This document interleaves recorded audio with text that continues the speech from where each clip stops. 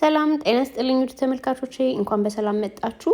ዛሬ የአልጫ ዶሮ ከወትሮ በተለየ መንገድ የሚዘጋጅ ነው ይዤላችሁ የመጣሁት። በጣም ጣፋጭ በጣም ልዩ የሆነ የዶሮ አሰራር ነው። ትወዱታላችሁ ብዬ ተስፋ አደርጋለሁ። ቪዲዮውን እስከ መጨረሻ ተከታተሉት። አሁን ወደ አሰራሩ እንገባለን። እሺ መጀመሪያ እኔ የዛሬው አሰራር የምሰራው እንደዚህ የፈረንጅ ቃሪያ አድርጌ ነው። ይሄ ቤል ፔፐር የሚባለውን ማለት ነው። አረንጓዴው ቢጫውንም ማድረግ ትችላላችሁ የፈለጋችሁትን። እንደዚህ ሁለት ቦታ ሰንጥቀን ፍሬውን እናወጣና ሽንኩርት አንድ ሁለት ሽንኩርትም ሰንጥቀን አንድ ላይ በትሪ አድርገን ለ20 ደቂቃ ኦቨን ውስጥ 170-180 ዲግሪ ሴልሺየስ ላይ አድርገን ሮስት እናደርገዋለን፣ ግሪል እናደርገዋለን። እና እሱ እስኪዘጋጅ ድረስ አሁን ዶሮአችንን እናዘጋጃለን። ዶሮውን አሁን ክንፍ ምንድነው እግር እና ታፋን ያደረኩት የፈለጋችሁትን ማድረግ ትችላላችሁ። የተፈጨ ዝንጅብል፣ የተፈጨ ነጭ ሽንኩርት ደረቁን ያደረኩት እርጥቡም ይሆናል። ከዛ ትንሽ አንድ ሻይ ማንኪያ ኮረሪማ፣ ሁሉንም አንድ ሻይ ማንኪያ ያደረኩት እዚህ ጋር። ይሄ ነጭ ቁንዶ በርበሬ ነው። ይሄኛው ነጭ ሽንኩርትና ሮዝመሪ የስጋ መጥበሻ አንድ ላይ ተፈጭቶ ነው። የዶሮን እግርና ታፋውን አንድ ሁለት ቦታ ሰንጠቅ ካረግነው ውስጡ በደንብ ፍሌቨሩ እንዲገባ ይረዳናል። እንደዚህ ሽት አድርገን ኦቨን ውስጥ ይሄንንም ለ30 ደቂቃ 180 ዲግሪ ሴልሺየስ ላይ አድርገን ግሪል እናደርገዋለን። እና እሱ ግሪል እስኪሆን ወደ ሌላው ስራችን እንገባለን ማለት ነው። እንደዚህ በደንብ ካሸነው በኋላ ለ1-2 ሰዓት ፍሪጅ ውስጥ በደንብ እንዲብላላ እናቆየዋለን። ከቻልን ማሳደር። ይሄው ቃሪያችን እንደዚህ ሆኖ በስሏል። ጥሬውንም ማድረግ ትችላላችሁ፣ ግን ጥሬውን ካረጋችሁት ውሃ ይወጣዋል በጣም እና ለዛ ነው ሮስት ያደረኩት። ከዛ ብሌንድ እናደርገዋለን። ይሄንን በሽንኩርት መፍጫ እንፈጨዋለን።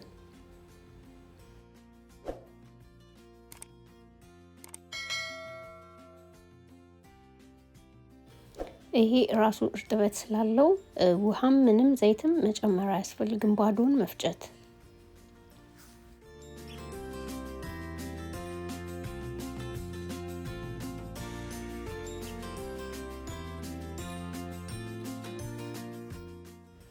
ከዛ እንደዚህ ድቅቅ አርገን ከፈጨን በኋላ ወደ ስራችን እንገባለን።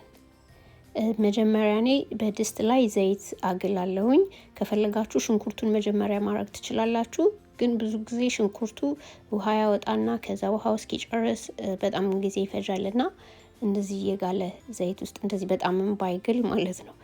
እና ዘይት ውስጥ ሽንኩርት እንጨምራለን። ቶሎ ይበስላል እንደዚህ ሲሆን ጥብስ ይላልና እንደዚህ ልክ ብራውን እስኪሆን ድረስ እናቆላለዋለን።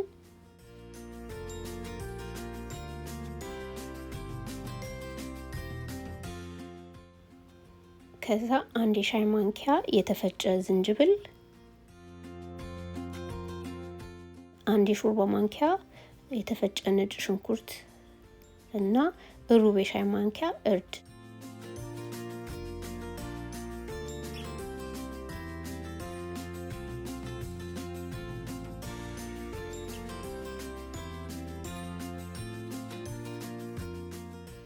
ከዛ ይሄን በደንብ ካበሰልነው በኋላ ጥብስ ካለ በኋላ ቃሪያ የተፈጨውን ቃሪያ እንጨምራለን።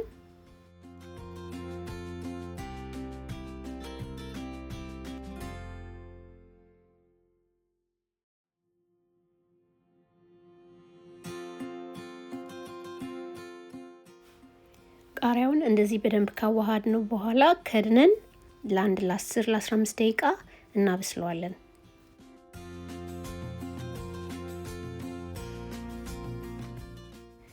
ከ15 ደቂቃ በኋላ እንደዚህ ቆንጆ ሆኖ በስሏል። አሁን ዶሮአችን ሬዲ ነው። ዶሮ ግሪል ነው ያደረግነው እና የራሱ መረቅ አለው።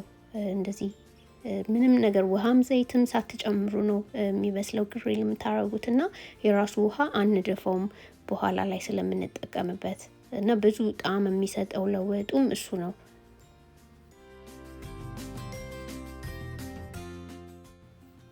አሁን የተቆላል ቁሌቱ ውስጥ እንከታለን ዶሮን።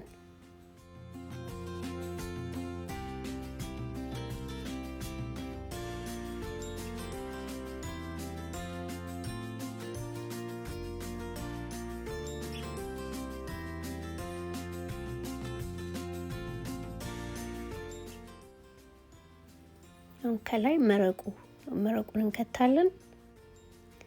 እንግዲህ እንደዚህ ስንሰራ ዘይትም ብዙ ነው ያለው፣ ቅባቱ ከላይ ይንሳፈፋል በጣም እና ዶሞሪ አሁን ሲበስል መጨረሻ ላይ ግን ከጨረስን በኋላ አጥልለን ከላይ የሰፈፈውን ዘይት ቅባቱን መድፋት እንችላለን። ሲበዛም ቆንጆ አይደለም።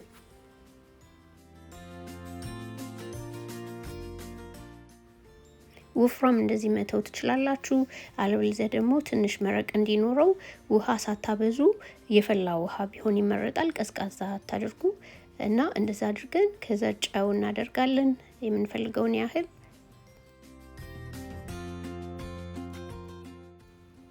ይሄንን ከድነን ለ20 ደቂቃ ማብሰል።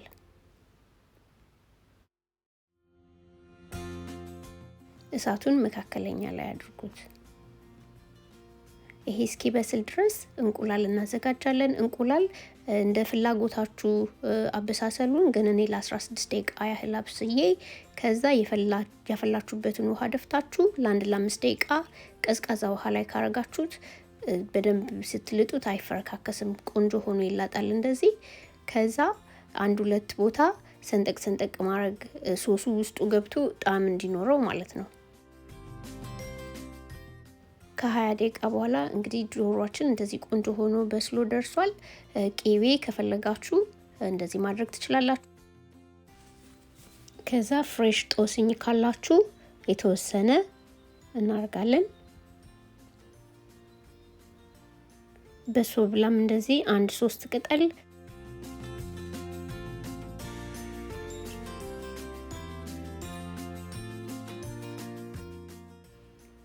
ከዛ የቀቀልነውን እንቁላል እንጨምርና ለ5 ደቂቃ እሳቱን ቀንሰን እናበስለዋለን ከድነን። መጨረሻ ላይ እንግዲህ 1-2 ቃሪያ ጣል እናደርግና ደረሰ ማለት ነው። ይሄንን ከሩዝ ጋር ከእንጀራ ጋር ከፈለጋችሁት ነገር ጋር ብትበሉት በጣም ነው የሚጣፍጠው። በጣም ትወዱታላችሁ። ሞክሩት እና ከወደዳችሁት ላይክ፣ ኮሜንት እና ሼር አድርጉ። እስከዛሬም ሼር እያደረጋችሁ ለምትተባበሩኝ በጣም አመሰግናለሁ። እስካሁንም ከኔ ጋር አብራችሁ ስለቆያችሁ ሁላችሁንም አመሰግናችኋለሁ። አዲስ የሆናችሁ ሰብስክራይብ ማድረግ አትርሱ። በሌላ ቪዲዮ እስከምንገናኝ መልካም ጊዜ